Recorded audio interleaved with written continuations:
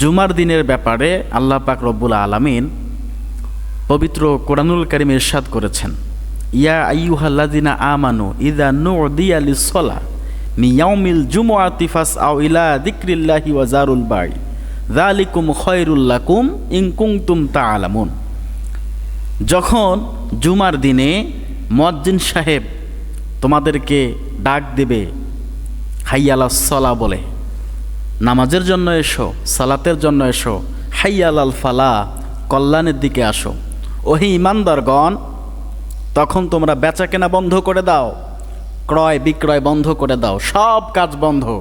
Office আদালত, call কারখানা, ব্যবসা বাণিজ্য, চাকুরি, খেতে খামার যত কাজ থাকবে সব বন্ধ করে দাও। যিকরিল্লাহি, আমি আল্লাহ পাক রব্বুল আলামিনের জিকিরে ধাবিত হও। তখন সবার জুমার দিক চলে আসো। তোমরা যদি জানো এটাই তোমাদের জন্য সর্বোত্তম এবং কল্যাণকর। কথা কার? আল্লাহ পাকের কথা। তো জুমার দিন কি করতে হবে? সব কাজ থেকে নিজেকে বিরত রাখতে হবে, যে জুমার দিন কোনো কাজ আর হবে না। যত কাজ আছে সব 12টার মধ্যেই শেষ। আমাকে গোসল করে আমাকে জুমার নামাজে যেতে হবে, ঠিক কি না?